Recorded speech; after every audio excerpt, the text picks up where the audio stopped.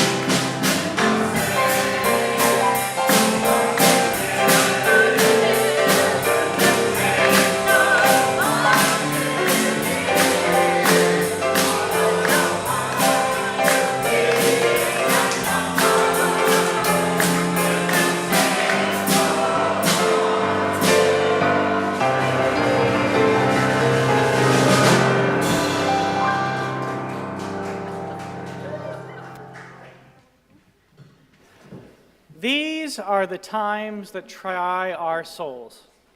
The words come from Grace Lee Boggs. Let them serve as a reminder for the reason we gather, to grow our souls, deepen our sense of humanity, and serve the all that is. Service is our prayer, we say, and let us this morning, therefore, hear her words and come together in a prayer to make the world and ourselves better. That it might be so, I invite the congregation to come together in worship.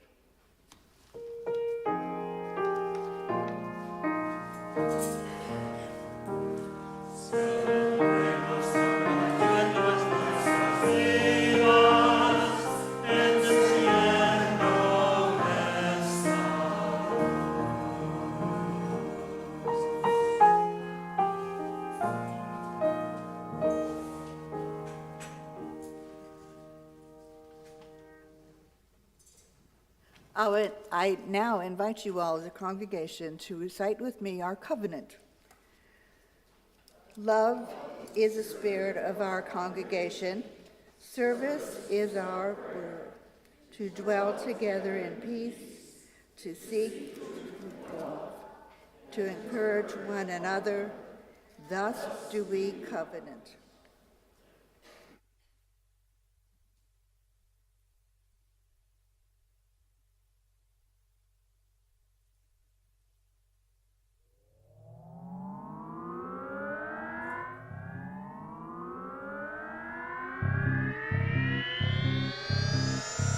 The stewardship team of the First Unitarian Universalist Church of Houston invites you to join our beloved community that embraces love, service, peace, and truth.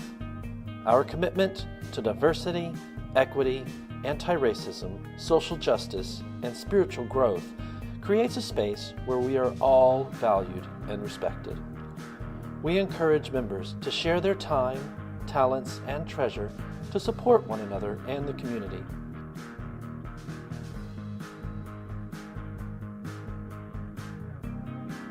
We look forward to your contributions and invite you to be part of our democratic process and journey towards widening love's circle.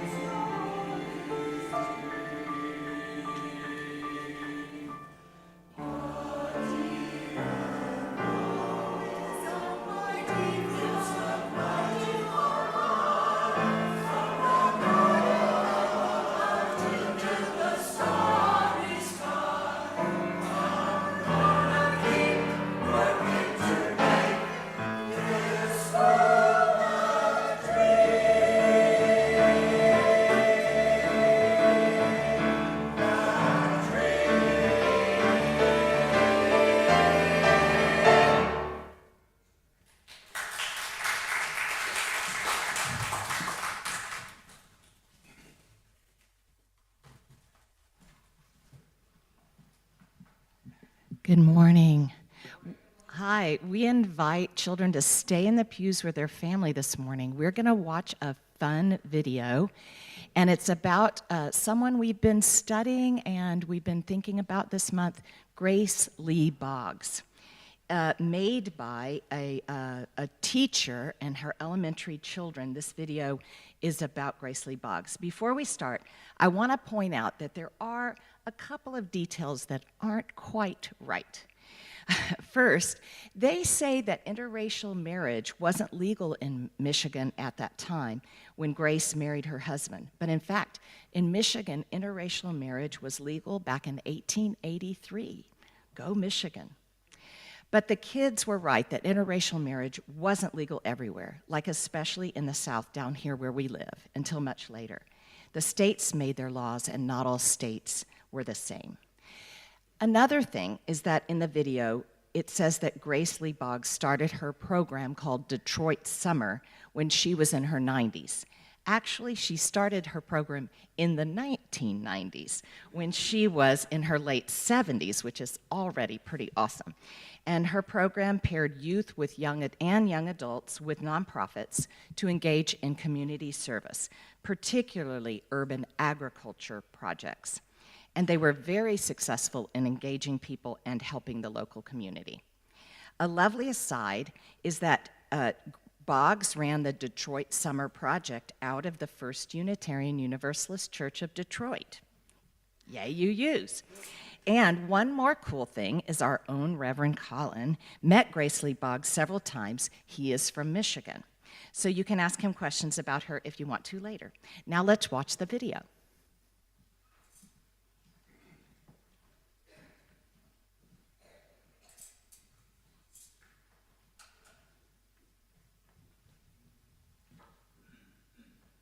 Welcome to Radical Cram School.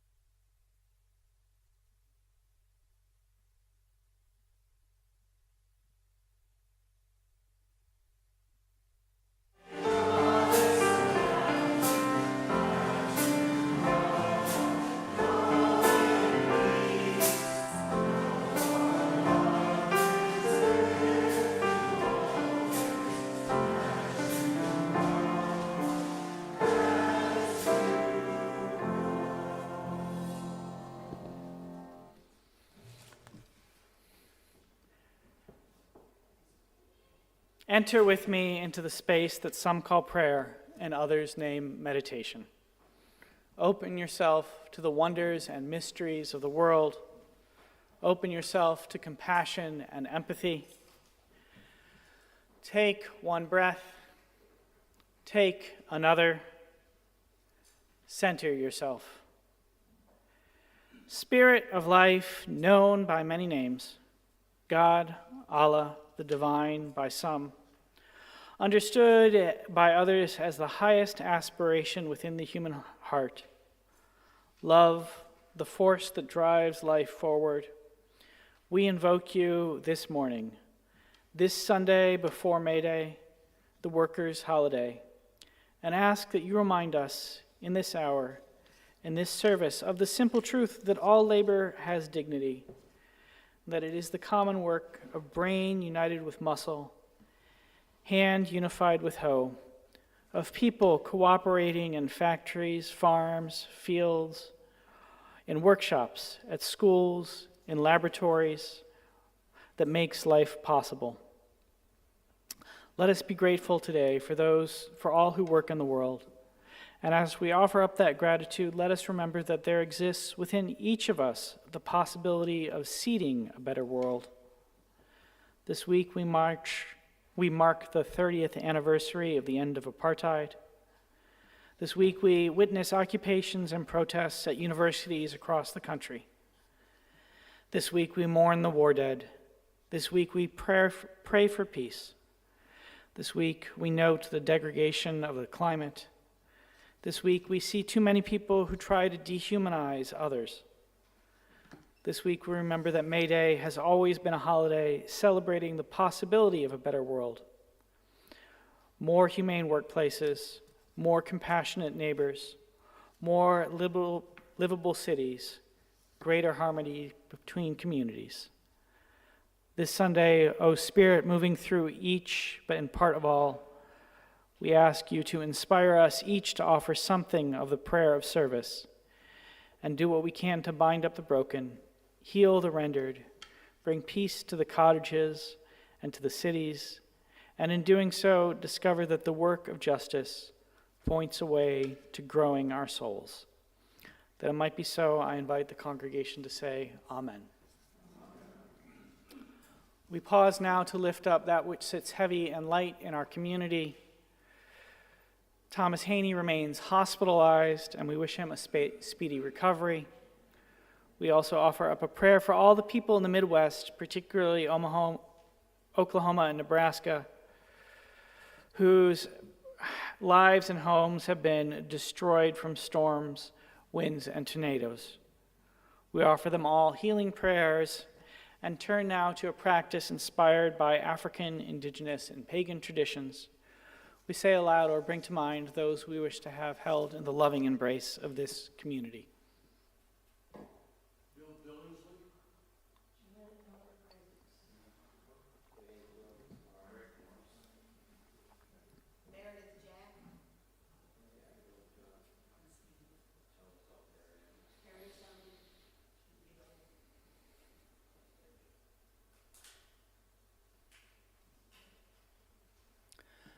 We hear these names and hold them in our hearts. In this great cloud of witness and memory amid this beloved community, let us also hold with compassion all the suffering and celebrate all the joy that is amid our community but has remained unnamed. And now let us pause in awe, wonder of the beauty, diversity, and mystery that is life. In the spirit of love, in the spirit of hope, and the spirit of compassion, I invite each of you to enter into a time of silent prayer, meditation, or reflection.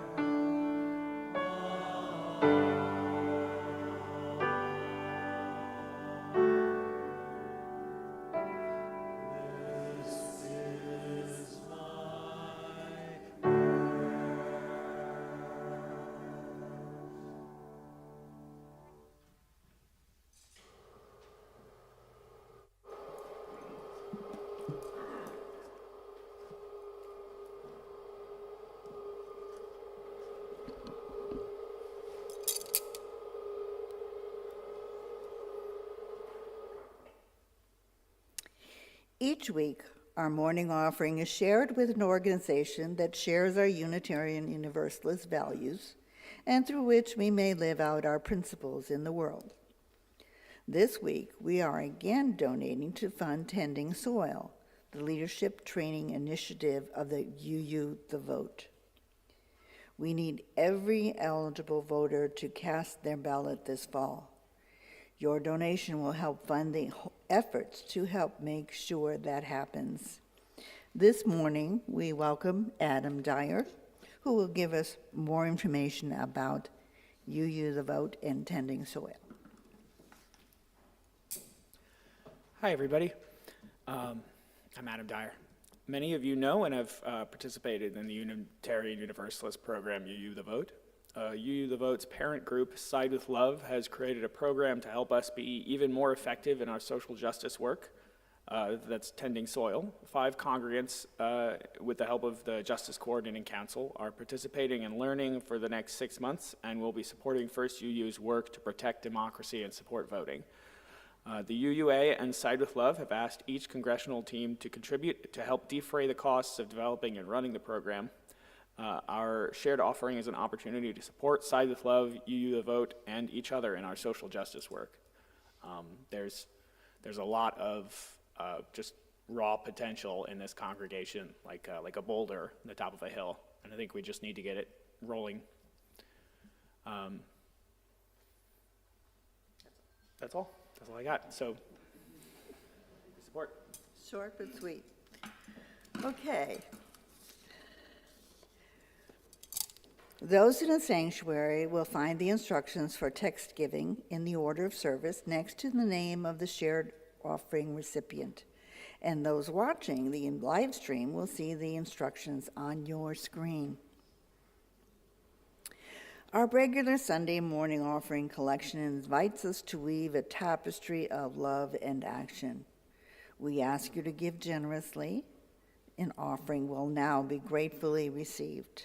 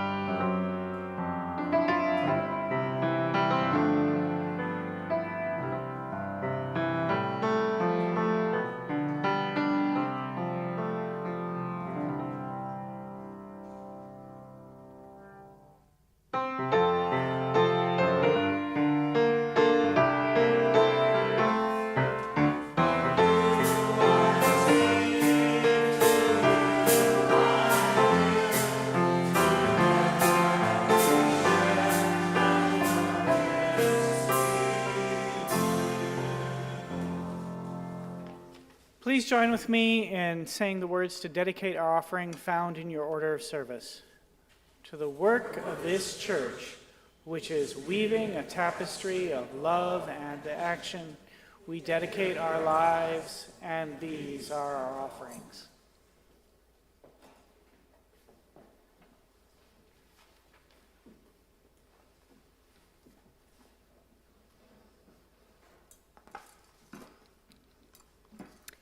The first reading this morning is from Forward by Danny Glover in The Next American Revolution, Sustainable Activism for the 21st Century by Grace Lee Boggs with Scott Kurashi.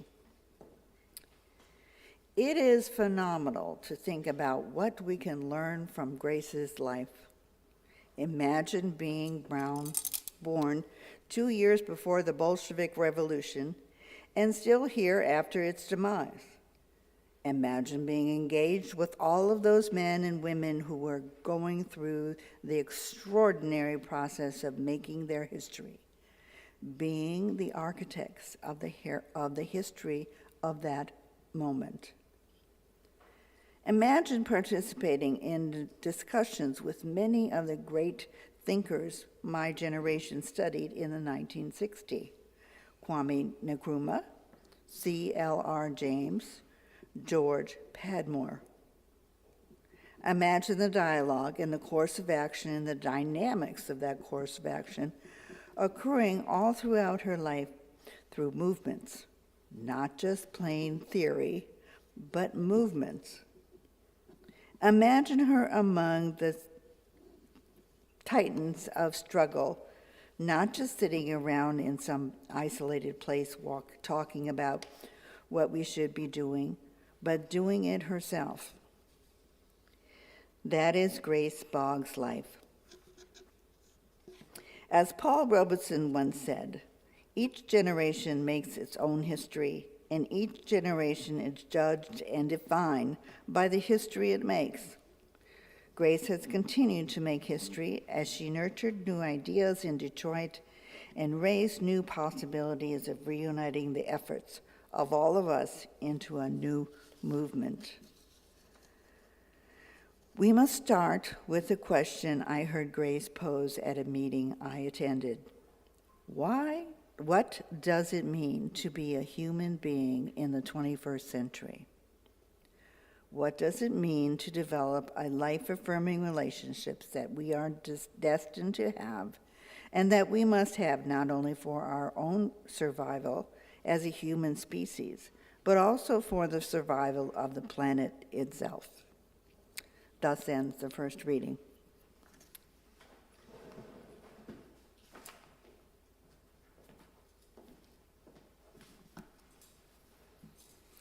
Our second reading is from the Next American Revolution by Grace Lee Boggs with Scott Kurashagi. We urgently need to bring to our communities the limitless capacity of love, serve, and create for and with each other.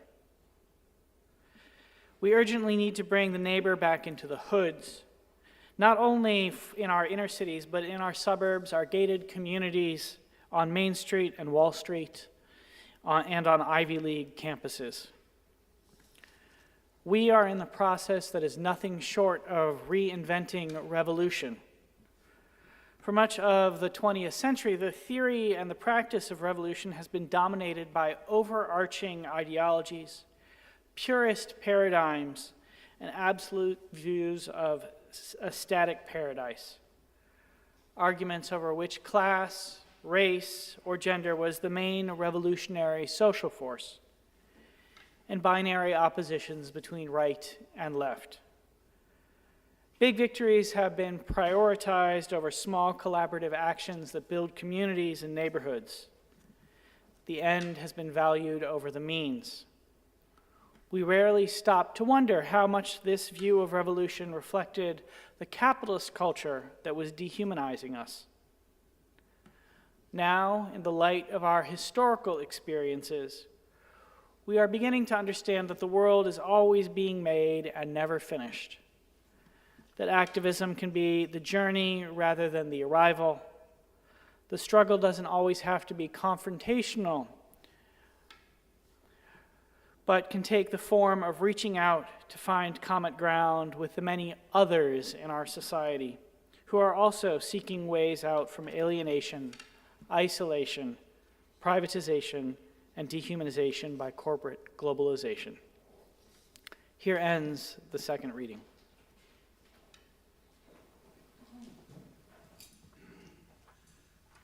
Our next hymn is One More Step. It can be found in your gray hymnals. It's number 168. Please rise in body and or spirit, join the choir.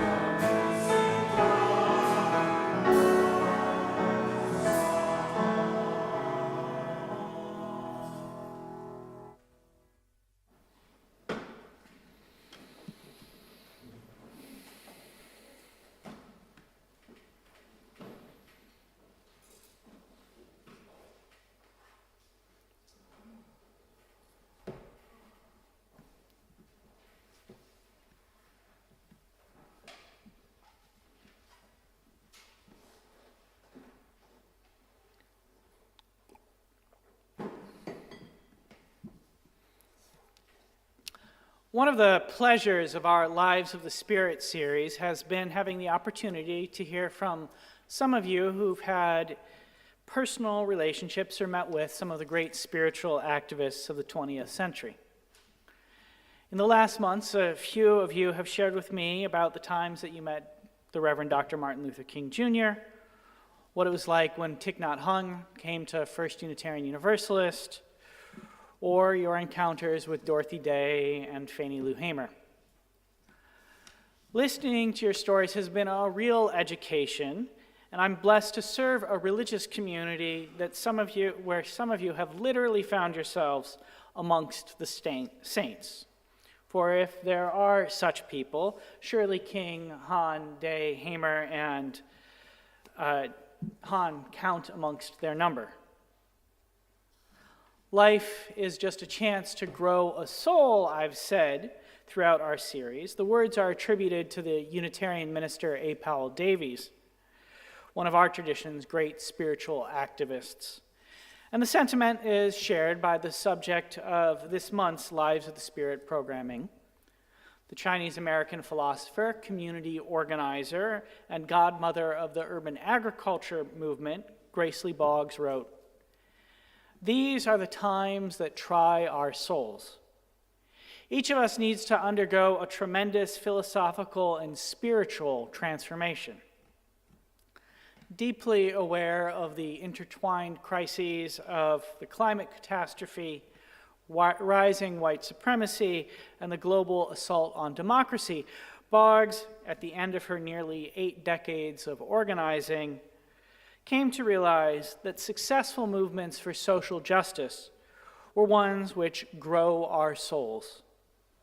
Confronting the catastrophes of the hour and building what Martin King has called the beloved community meant for her, coming to understand that we ourselves are not mainly victims, but a new people who must recognize the sacredness in ourselves and in others. The sacredness in ourselves and others. Life is a chance to grow our souls. Grace Lee Boggs is one of the 2 figures in our series who I met. And while I certainly would not describe us as close, I was privileged enough to have a couple of long center conversations with her to get to know this volunteer staff at the Boggs Center, the community organization she ran in Detroit, and to spend some time reading through her copious archives. To the extent that my soul has grown over the decades of my life, she's been someone who has helped me to grow it. My conversations with her took place at her home in Detroit, which doubled as the headquarters for the Boggs Center. Located in an economically devastated neighborhood, think the worst parts of the 5th Ward, the center is a 1930s 2 stories brick building with lovely hardwood floors and beautiful built-in furniture. We sat in the living room, her in an old, clearly comfortable yellow armchair with a blanket on top of her lap, despite the fact that it was early summer, and me on the sofa next to her. Mostly we spoke of the necessity of spiritual activism. It was a position that she came to later in life, after many years as an unorthodox interpreter of Karl Marx. Sometimes our discussions strayed to stories from her incredible life and the people she had known. Through it all, Grace radiated a sense of serene calm and mischievous, teasing humor. I remember that she laughed a fair amount and poked a bit of fun at herself. Mostly, though, my time with her affirmed my Unitarian Universalist belief in salvation by character. This is the old idea that we are what we do. Deeds, not creeds, we sometimes summarize it. The good person integrates their ideas with their actions. Here at First Unitarian Universalist, and this is one thing that I appreciate about this congregation, we affirm this perspective each week when we recite our covenant. near the beginning of our service, we promise each other that service is our prayer. Growing our souls, we assert, is a this-worldly project. It's something we do here on this terrestrial plane together as we seek to bring a little bit more joy, a little bit more beauty, a little bit more peace into being. Service is our prayer. Grace described her perspective as an understanding that the heart of movement building is the concept of two-sided transformation. In order to create a more just society, we need to change both ourselves and our institutions, she wrote.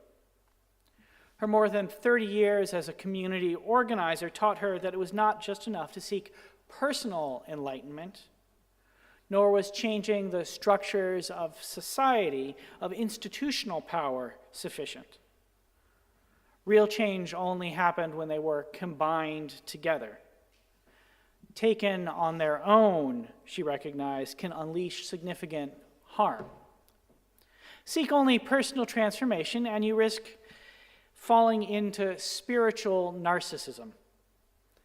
The condition occurs when someone engages in spirituality as an escape from reality rather than a way to deepen connection to it. Spiritual narcissists like to pursue practices like meditation or prayer as a way to find refuge from suffering, rather than seek in some way to alleviate pain. They try to find an inward light or an internal peace to blot it out. I suspect that you've likely met such people or been tempted down the path of spiritual narcissism yourself at some point. In our era of self-help gurus, meditation groups divorced from religious tradition, and corporate wellness guides, spiritual narcissism can be an easy trap to fall into. I have to admit that I have been tempted towards it myself on occasion. For me, reading and research and writing are a part of my spiritual practice, and I have sometimes found myself obsessing over some particular piece of scholarly minutia, the mastering of which does not make the slightest iota of difference in the world. But it was oh so satisfying to grasp. There's a story about the poet Ezra Pound that I sometimes think of when I think of spiritual narcissism. It involves his friend T.S. Eliot. It seems that the two of them were visiting together. Pound was either staying at Eliot's house or the reverse was true. Either way, they would meet up in the morning to share something about their writing goals and then separate to each write in another room for the day. They'd come back together as evening came and check in to see what progress they had made. One day, the story goes, Eliot asked Pound, or maybe it was the other way around, what he had done that day. Pound responded, "Well, I started the day by putting in a comma. At the end of the day, I took it back out." I started the day by putting in a comma. At the end of the day, I took it back out. Now, their deeply flawed politics aside, Eliot and Pound have long influenced me. Let us go now, you and I, when the evening is spread against the sky, like a patient etherized upon a table. That apparition of these faces in the crowd, petals on a wet black bough. I'm uncertain that I would experience either passage any differently if commas were substituted for periods, replaced with semicolons, supplanted with em dashes, or just taken out altogether. Maybe the poets amongst you feel differently. For me, the obsession of that level of detail, unless directed towards some outward goal, could be a form of spiritual narcissism. Grace was not only concerned with spiritual narcissism, with overly inward-looking behavior. She knew that movements for justice divorced from spirituality could tend towards the monstrous. This she learned from her long experience on the left. As our video mentioned, she began her political life as a member of a small dissident Marxist party. The group she belonged to were Trotskyists, followers of Leon Trotsky, the leader of the Soviet Union who had lost out to Joseph Stalin in the struggle for control of the Soviet Communist Party. Their loyalty to Trotsky and their connection to the Soviet Union meant that Grace and her friends were well positioned to understand the horrors that Stalin and his allies unleashed upon the populace. They were some of the first on the left to recognize that the Soviet Union was a totalitarian society, not a democratically run socialist one. Grace believed that this unfortunate situation had come about because the Soviet communists were more interested in seizing power than in transforming themselves and, as she wrote, engaging in a protracted process involving empowerment and personal transformation. Once they were victorious and replaced the Russian Empire, with the Soviet state, they proceeded to behave much in the same way that the Tsar had towards the populace. Meet the new boss, same as the old boss, the saying goes. It's an insightful analysis that illuminates much of what has happened in Russia over the last century and a half. Communism replaced Tsarism. Putinism replaced Soviet communism. None of the leaders involved seem to engage in the difficult work of personal spiritual transformation, of growing their souls. Instead, Stalin became the new Tsar. Instead, Putin has become the new Stalin, the new Tsar. The only way out, the only way to break such cycles, Grace believed, is to engage in the work of two-sided transformation. We must simultaneously reinvent revolution and ourselves. Instead of holding a view of social transformation tied, in her words, to overarching ideologies, purist paradigms, and absolutist views of a static paradise, we need to recognize that the world is always being made and never finished. Activism, the work of building the beloved community, is better conceived of as the journey rather than the arrival. We are always in the process of growing our souls. Our series, Lives of the Spirit, has been organized around a series of questions designed to help us consider growing our souls. These are: what is the good life for you? When do you know that you are living it? What models, what exemplars might you follow as you seek to live into it? For Grace, the answers to these questions came from her long life of political activism. What time is it in the clock of the world? What does it mean to be a human being in the 21st century, she liked to ask. The implication was that the answers to such profound questions are different for each generation because the struggles that each generation faces are different. There is no static truth. Humanity is always evolving, and each historical moment is unique. This did not stop her from being something of a mystic. Mystics, as Howard Thurman has told us, are people who discover something within their own experience that opens up into the infinite. And Grace certainly found things within her long life that she believed offered universal lessons for people devoted to social change and building the beloved community. Her long life of activism. As we move towards the close of our sermon, I want to offer up a couple of intertwined pieces of narrative and reflection. First, I want to share something of her biographical sketch and what she came to believe about the nature of what she named the next American Revolution. Second, a few thoughts about what she might say to us in the present political moment in which we live. And finally, a few words on what her wisdom might mean for our ministry together. We've already heard something of Grace's biography from Christina Wang and her school children and Grace's friend Danny Glover. a handful of other highlights. She was born in 1915 to Chinese immigrant parents. A precocious youth, she went to college and was then one of the earliest Chinese American women in the entire country to earn a PhD. At Bryn Mawr, she studied philosophy and became captivated by the German philosopher George Wilhelm Friedrich Hegel. Hegel's concept of the dialectic, that society is made of contradictions which will eventually reconcile, before giving way to new contradictions, deeply influenced her. This gave her the sense that life was always about process and that human beings and society are always growing and evolving.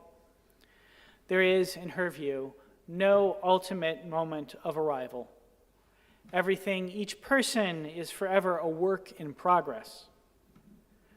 After graduate school, she found herself in Chicago and soon became active in a Marxist party. It was called the Workers' Party, not the Workers' World Party, as the video incorrectly states, and it was one of the forerunners of today's Democratic Socialists of America, the political organization that Alexandria Ocasio-Cortez and others belong to. As a member of the organization, she threw herself into debates about the nature of revolution and, as she put it, arguments over which class, race, or gender was the main revolutionary social force and binary oppositions between left and right. She befriended the great Trinidadian philosopher C.R.L. James, met her husband, the radical Detroit auto worker James Boggs, and wrote a number of texts that shaped the 1960s counterculture. She and her friends broke with Trotskyism and tried to imagine a Marxism and a socialism beyond totalitarianism. They came to the conclusion that the greatest threat to human dignity was neither capitalism nor Stalinism. It was a bureaucratic culture that found within both governments, whether democratic or communist, and within corporations. The culture formed an ever-present threat, an ever-present self-perpetuating body over and above society that served not the needs of the masses, but rather the needs of managers. It dehumanized everyone caught within it. Workers, citizens were treated as numbers, reduced to economic calculations. She moved to Detroit, and there she stayed, starting in 1953. She liked to say, the most radical thing I ever did was stay put. And she and her husband remained devoted to the city as it was transformed from boom town to bust town. They went from seeing auto workers as the revolutionary force in society to struggling to figure out how to organize in a city that had essentially collapsed. By the time James Boggs died in 1993, Detroit was a shell of itself. Huge tracts were abandoned. Parts of the city were literally reverting back to urban prairies. Grace could have left. Many people did. But instead, she began to imagine the space as a city for building a new kind of society. Watching the waste of our consumerist culture, deeply aware of the gathering climate catastrophe, frustrated with the ability of electoral politics to transform people's lives for the better, she became convinced that the next revolution would not be about creating a higher standard of living dependent on oil and imperialism. It would be about transforming ourselves into more soulful beings and our communities into places where we love more deeply and live more harmoniously with the all of being. She met a man named Gerald Hairston, and the two of them realized that the vast tracts of empty land provided an opportunity for a new kind of transformation. They started an urban gardening movement which quickly spread throughout the city and later throughout the whole country. People started growing their own food. They established, as Grace put it, neighborhood gardens, youth gardens, church gardens, school gardens, hospital gardens, senior independence gardens, wellness gardens, hope take Roots Gardens, and Kwanzaa Gardens. They transformed the face of the city. The experience caused her to shift her understanding of social change. As a longtime Marxist, she had long thought that it came from mass movements and huge actions. Now, instead, she started to believe that it came from, in her words, small dialogues. The next social revolution, the one that is necessary to combat the climate crisis, will be born, she believed, from the efforts of thousands of small organizations, providing the opportunity for social and personal change. The possibility of growing a soul, even while doing what appears to be humble work, tending to a handful of gardens, painting 1 or 2 murals a year, and fixing up a house or vacant lot. Sound familiar? This brings me to our political moment. I suspect Grace would approve of the student occupations taking place across the country. She would see within these rapidly spreading, largely autonomous events the opportunity for people to both try and transform institutions and grow their own souls. No doubt she would denounce, as we all must, the incidents of infantile anti-Semitism that are present in some of them. But she would also see within them the new forms of spiritual solidarity and political practice that are necessary for hope. Jewish participants in protests at Columbia have organized themselves to provide protective and respectful space for Muslim students who want to pray. She would observe that Jewish students there have also invited Muslim students to observe Passover with them, and that together they've celebrated the ancient rite in such a way that it calls for the liberation of all peoples, Jews, Christians, Muslims, Palestinians, and Israelis alike. She would argue that the experiences of self-government, the ways in which the students have come to organize themselves to run the encampments, are part of life-altering social practices. Historically, such collective conversations, such lessons of democracy have been profound moments for people to grow their souls. In the midst of the world's horrific mess, she would point to this as hope and remind us that political movements should not always be reduced to the worst elements amongst them. Maybe you disagree with what my analysis of her would say. Maybe you disagree with the activists. That's all right. Our congregation is a space for disagreement about religion, politics, and even the answers to our questions about what it means to grow a soul. But mention of our congregation leads me both to some concluding reflections about why I love being a parish minister and love serving the First Unitarian Universalist Church of Houston. From people like Grace, I have learned that real social change comes from combining the work of institutional and personal transformation. Unitarian Universalist congregations offer a vital space to do so. Here at First Unitarian Universalist, we are committed to both the work of growing our souls and making our city and our society a better place. The opportunity to serve such a community is a blessing, and the longer I've been here, the more I've come to appreciate Grace's statement that the most radical thing I ever did was stay put. There's something really powerful about getting deeply embedded into a community. But this sermon and this service is not really about me. It's about the great spiritual activist Grace Lee Boggs. She understood that life is just a chance to grow our souls. And so in the hope that in hearing about her philosophy, our own souls have grown a little bit more during our time together, and in consideration of her belief in the two-sided personal and institutional transformation, I invite the congregation to say Amen.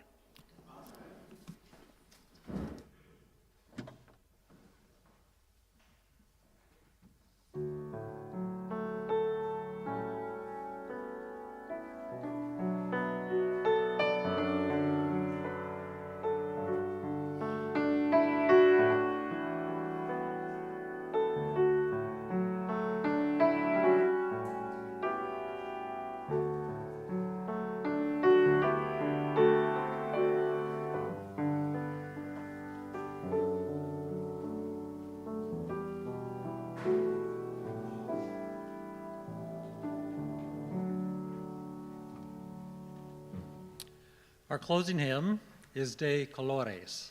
It can be found in the gray hymnal, number 305. Please rise and join the choir in singing.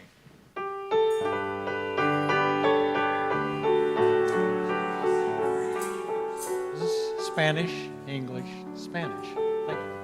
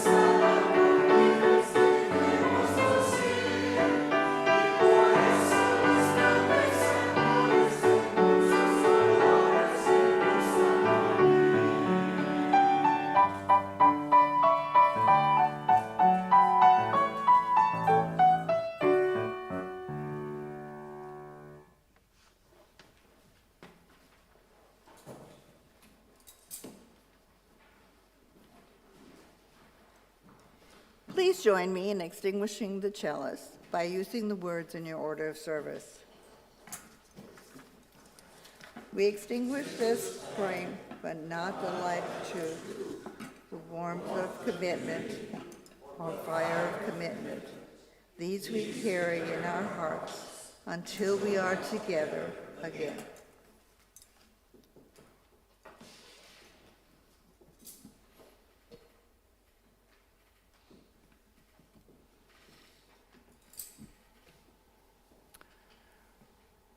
We close with these words from Grace Lee Boggs. We urgently need to bring to our community the limitless capacity to love, serve, and create for and with each other. For these are the times that try our souls. May we hear these words, and in hearing them, inscribe them upon our hearts. Let us go in peace. Let us go in love. May our lives be a blessing. Amen.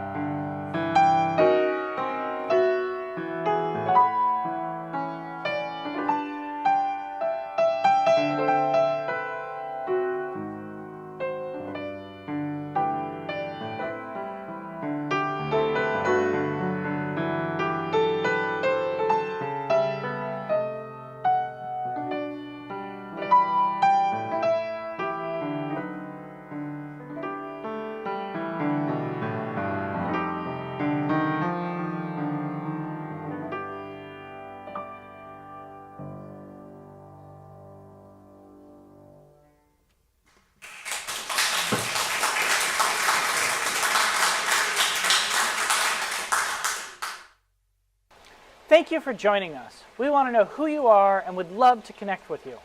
Please fill out the link to the online attendance form, and if you are on YouTube, click like and subscribe. If you're interested in joining our congregation, email us at membership@firstuuhouston.org. Thanks so much.